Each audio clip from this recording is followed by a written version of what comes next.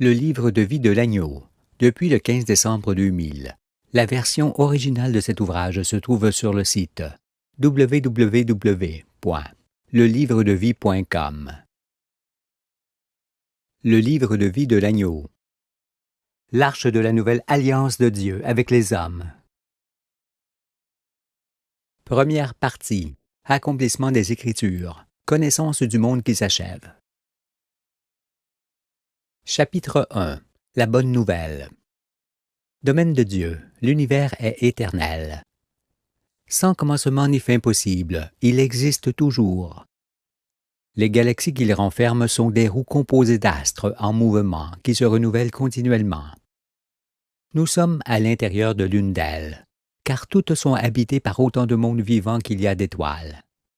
En leur sein est tel des êtres.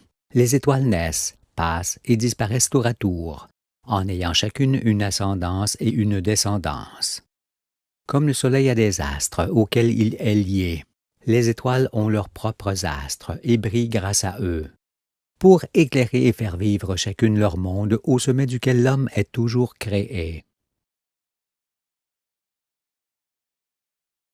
Né d'une autre étoile, le Soleil était dans les temps reculés beaucoup moins grand qu'on ne le voit. Il ne donnait point encore de lumière. En formation avec ses planètes, il était en ces temps-là semblable à Jupiter entouré de ses satellites. Puis, dès que sa croissance et celle de ses astres furent achevées, il s'éclaira soudainement.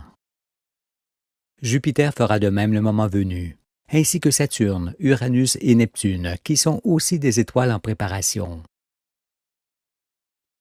Vint donc le jour, il y a peu de temps de cela, où l'atmosphère du Soleil explosa et éclaira ce dernier. Lors de cet événement, toutes ces planètes furent plus ou moins bousculées par son souffle, et notamment la Terre, qui s'éloigna et se rapprocha de lui par 2 fois. Et c'est avec la vapeur d'eau de son atmosphère, qui fut projetée dans l'espace, que le Soleil féconda la Terre en la couvrant d'un océan au début de ce chambardement. Ainsi couverte d'eau et déplacée plusieurs fois dans des régions du ciel, où la température solaire est différente.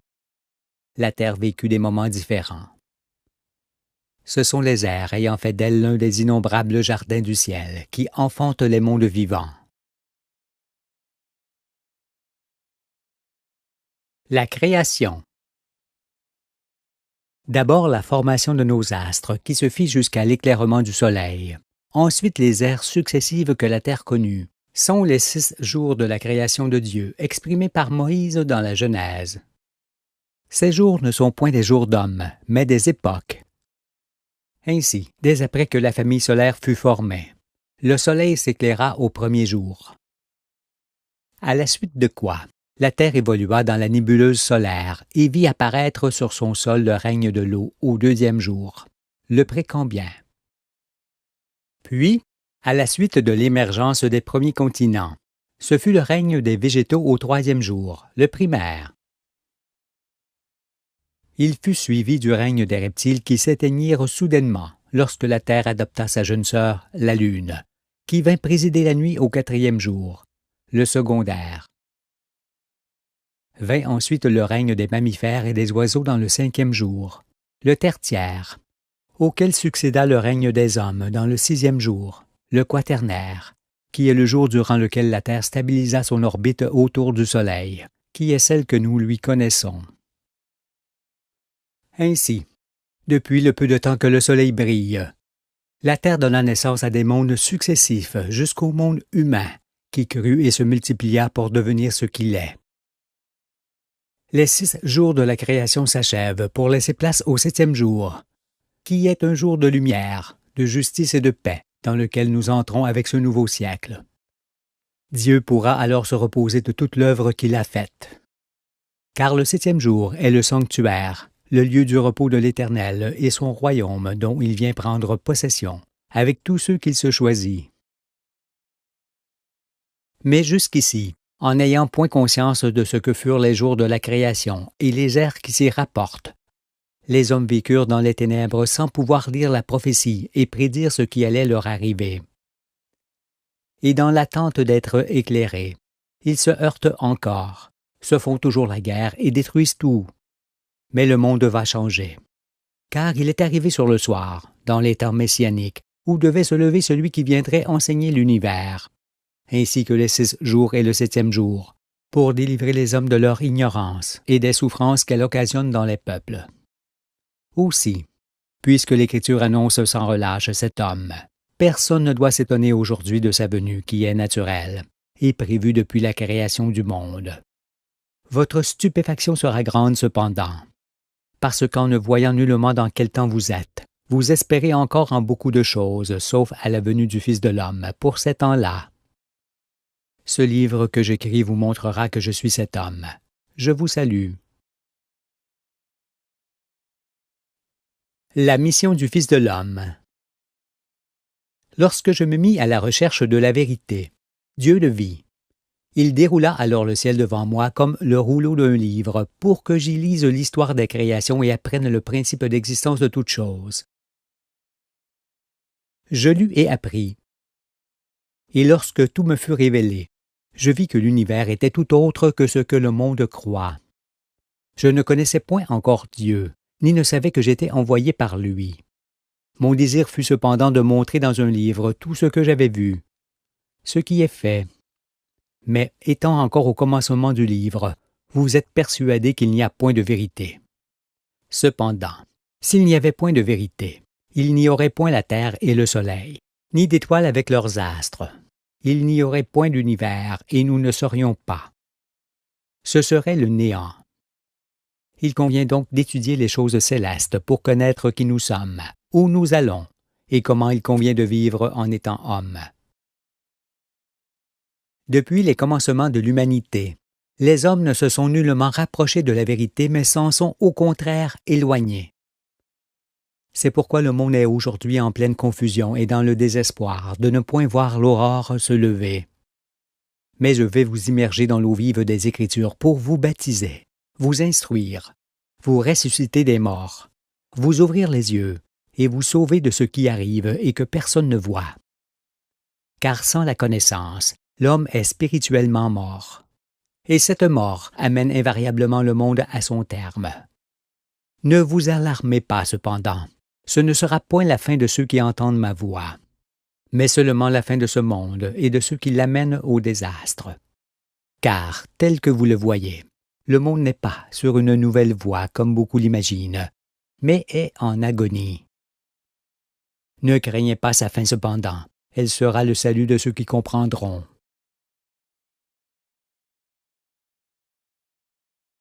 Ne me présentant à vous ni seul ni les mains vides.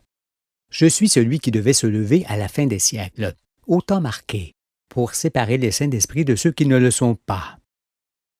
Les saints d'esprit me suivront et garderont la vie dans ce qui vient, tandis que les gens corrompus disparaîtront à tout jamais. C'est pourquoi, pour les uns, je serai l'occasion de leur relèvement, et pour les autres, celle de leur chute.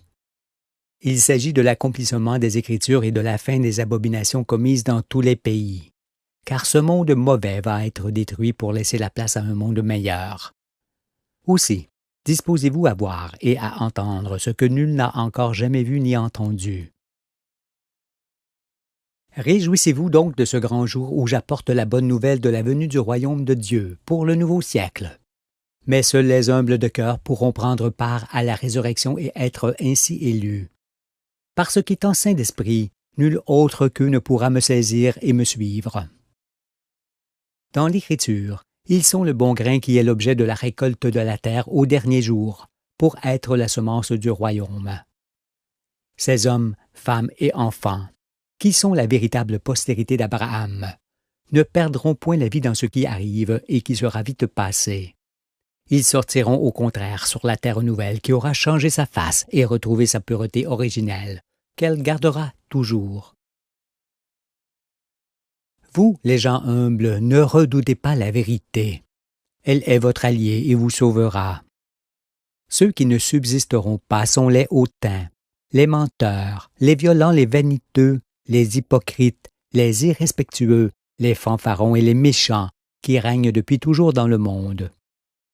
Il s'agit de la plupart des politiciens, des religieux, des riches, des trafiquants, des conquérants, des militaires et des scientifiques, ainsi que ceux qui marchent avec eux. Tous ceux-là périront s'ils persistent dans leur voie, et ne sortent de ces congrégations de traîtres qui dévastent la terre et font périr ses habitants. Ce monde est leur monde dans lequel ils règnent avec impudence, et un monde qui tient maintenant ses derniers discours.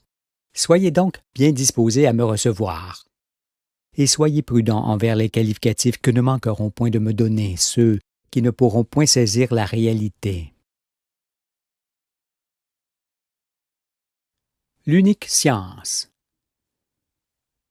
Vous êtes tous appelés à entendre la parole de vérité. Mais en raison des convictions et des croyances ancestrales qui font partie désormais de votre sang, le plus grand nombre fermera ses oreilles et me rejettera. Cependant, pour vous tous qui désirez entendre autre chose que ce qui est aujourd'hui prêché dans le monde, commençons par voir ensemble que la science est ce qui fait l'homme et non ce que l'homme fait. Elle concerne la création des astres, puis celle des êtres sur ces astres. Alors que la science des hommes consiste seulement à composer à partir de ce qui existe indépendamment de leur volonté. Et connaître la science, c'est connaître la vérité. Or, l'homme ne fait pas la vérité ni ne peut la découvrir seul. Il ne peut qu'être conduit en elle, comme je l'ai été et comme il va l'être aujourd'hui, en constatant combien étaient grandes ces ténèbres.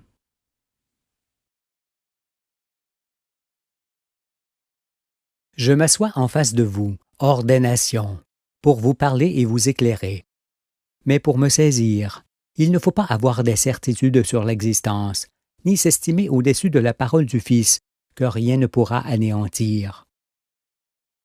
Mes adversaires se heurteront à elle, mais ne lui feront aucune brèche, car nul ne peut s'opposer à la vérité. Veillez plutôt à ne pas endurcir vos cœurs, car je ne vous conduirai que dans ce qui est vrai, et non dans des voies imaginaires où vous entraînent ceux qui osent parler de la science, alors qu'ils sont les êtres les plus éloignés de la vérité. Aujourd'hui, beaucoup pressentent l'imminence d'un bouleversement, mais nul ne s'aperçoit que nous sommes à la fin des 6 jours, au soir du monde, et qu'il s'agit de la venue du Fils de l'homme qui vient séparer les justes et les injustes par la connaissance, qu'il dispense sur la créature. Il s'agit de la séparation des boucs et des brebis, annoncée par les Écritures. Seuls les justes me suivront et se retireront un moment dans les petits villages des montagnes, pendant que la terre changera sa face par une succession de fléaux que nous évoquerons et qui s'abattront sur elle pour lui redonner sa pureté originelle. Les injustes ayant disparu, ce sera alors le nouveau monde dans l'Éden retrouvé pour toujours.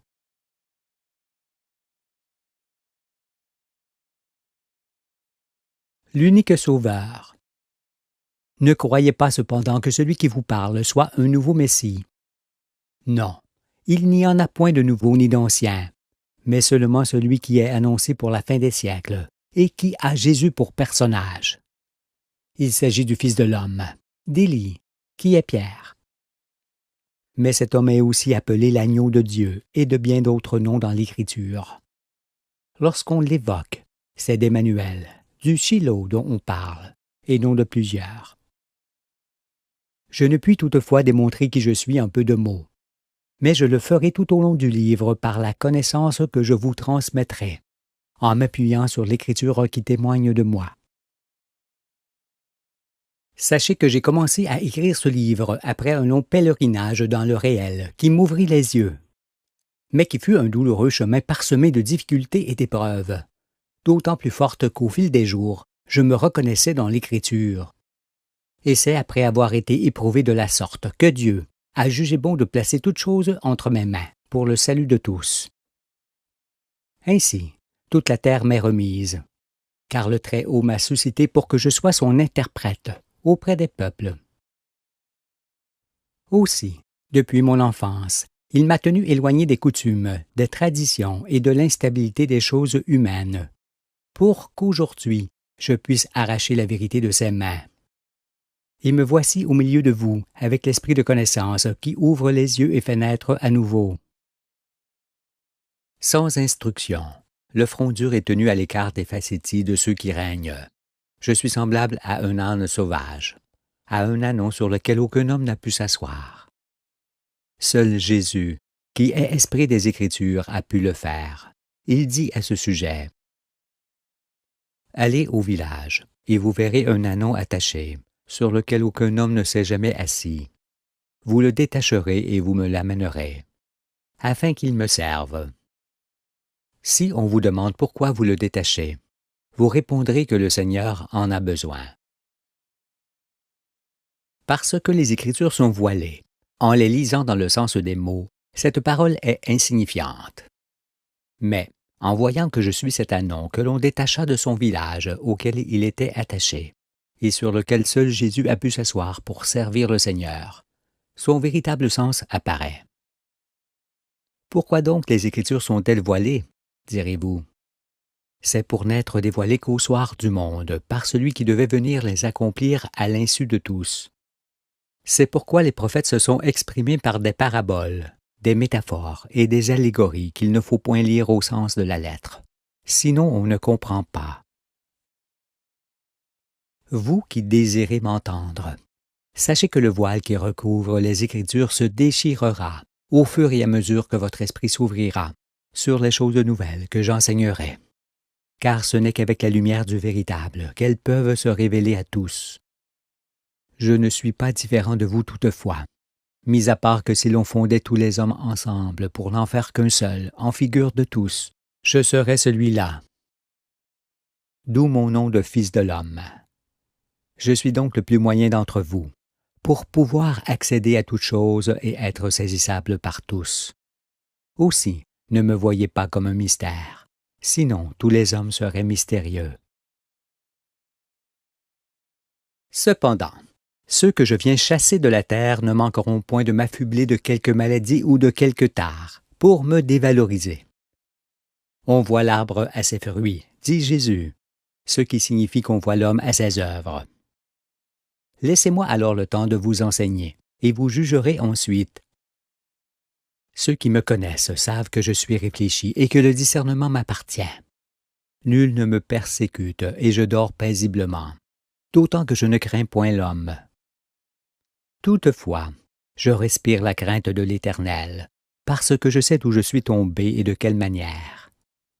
Pour ces raisons, vous pouvez me suivre en toute confiance, car en moi, il n'y a point de fraude ni de violence, ni un quelconque désir de domination sur mes semblables. Je suis souvent en admiration devant certaines œuvres humaines. Mais cette admiration se change vite en colère, à cause du désastre que d'autres œuvres engendrent. Cela me crucifie car, en raison de ce que je vois, de ce que je sais et de ce que je vis, j'ai le cœur transpercé. Quiconque peut alors concevoir que ma colère, qui est l'expression de mes souffrances, est toujours prompte à s'enflammer. C'est d'ailleurs pour cela qu'il est dit au début des psaumes. « Et maintenant, roi, conduisez-vous avec sagesse. Juge de la terre, recevez instruction. Servez l'Éternel avec crainte, et réjouissez-vous avec tremblement. Baisez le Fils de peur qu'il ne s'irrite, et que vous périssiez dans votre voie, car sa colère est prompte à s'enflammer. Heureux tous ceux qui se confient en lui. Ne me craignez pas cependant, vous les gens humbles de cœur, car en ce jour de la visite de la terre, je marche devant vous. Mais parce que la vérité est fort simple, je sais qu'il me faudra beaucoup écrire pour briser vos convictions et votre incrédulité. Pour ce faire, j'ai besoin des écrits des prophètes et de la tunique qu'ils ont préparée pour mes épaules. Sinon, vous ne me croiriez pas. Que vous l'admettiez ou non, toute la vérité est écrite dans ce livre, et elle est votre seul salut. Mais je sais que plusieurs pensent dans ses débuts. La façon dont cet homme s'exprime montre qu'il n'est pas écrivain. Peut-il alors nous conduire dans toute la vérité? Je réponds qu'effectivement, l'Anon, le petit d'une ânesse, n'est pas écrivain. Mais n'est-ce point là une raison suffisante pour l'écouter? Si vous-même étiez crucifié comme moi, auriez-vous seulement le désir de venir au secours du monde? Vous seriez empêché de le faire, Aussi, ne contestez pas la façon dont je m'exprime. Cela importe peu dans ce monde qui prononce ces derniers mots. Ce que vous lisez n'est point inintelligible. Faites donc ce que vous voulez. La vérité n'en est pas moins entièrement écrite sous vos yeux, et rien d'autre ne vous sauvera. D'autres imaginent que je dois craindre la fin du siècle ou la fin de ce millénaire, et que c'est en raison de cela que je me manifeste. Non, je ne crains point ce genre de choses, surtout que c'est la bonne nouvelle que j'apporte au monde. Si donc ma venue correspond au changement du siècle, ce n'est point moi qui l'ai choisi, car ce n'est point moi qui ai marqué le temps où je devais me lever. Veillez alors à ce que vous imaginez. Ne pensez pas davantage que je vienne former une secte de plus, car je viens au contraire anéantir celle qui existe depuis longtemps ou depuis peu dans le monde entier. C'est pourquoi, avant d'avoir entendu ce que j'ai à dire, abstenez-vous de tout préjugé à mon égard. D'autant que je n'arrive point seul, ni sans être annoncé depuis toujours.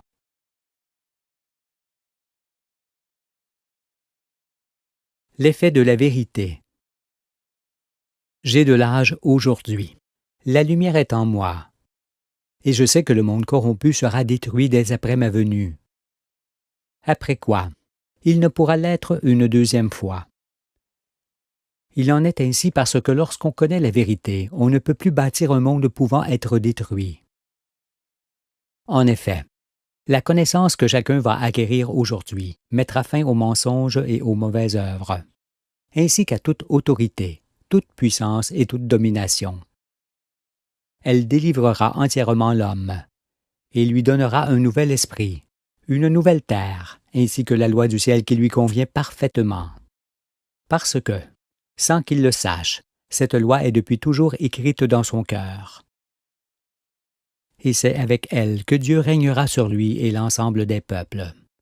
Ce ne sont plus les hommes dépourvus de lumière qui régneront sur le monde avec leurs propres lois. Sans la venue du Fils, les hommes mettraient fin à toute vie, car depuis le matin du monde, ils ont emprunté la mauvaise voie.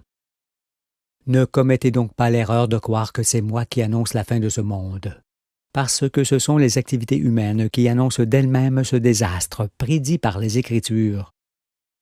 Ne pensez pas alors que je profite de cette situation périlleuse pour exploiter votre crainte, comme le font ceux qui règnent.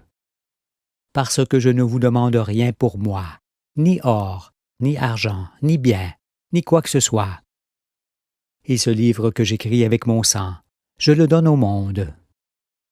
Aussi, veillez à ne pas confondre ceux qui vous oppriment et vous exploitent en faisant tout périr, avec celui qui vient d'en haut pour vous délivrer de leur emprise et de leur chaîne sans rien vous demander.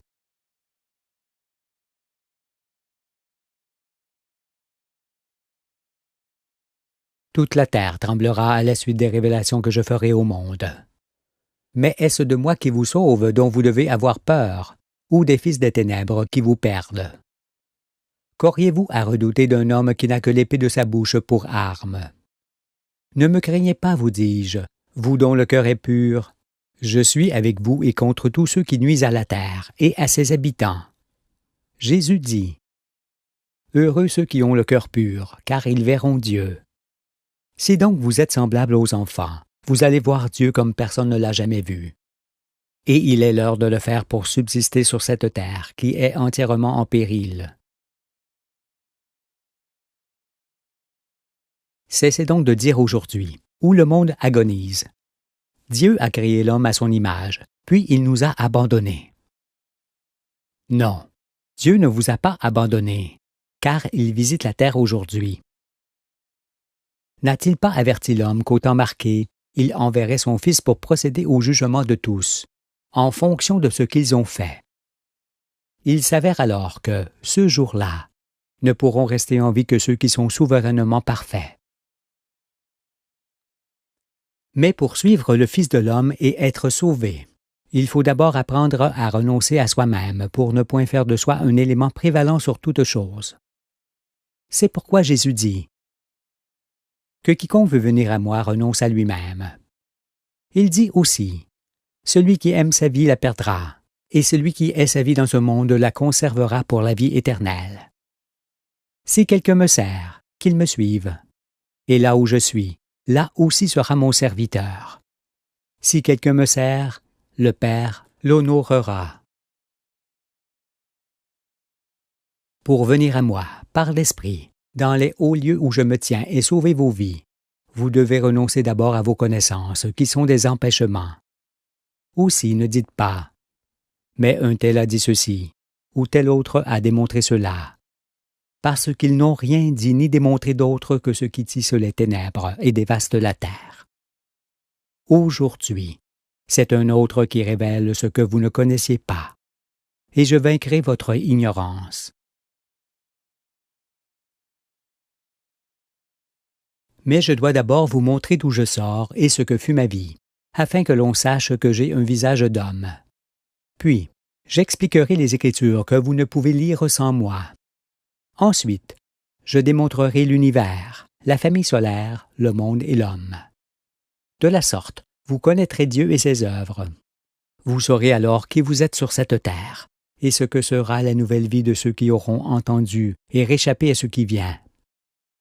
Sachez aussi que baptiser signifie immerger dans l'eau vive de la connaissance, c'est-à-dire instruire et non faire un simulacre.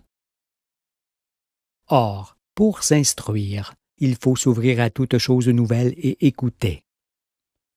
Restez donc avec moi et saignez vos reins. Il en va de votre salut et de celui du monde entier.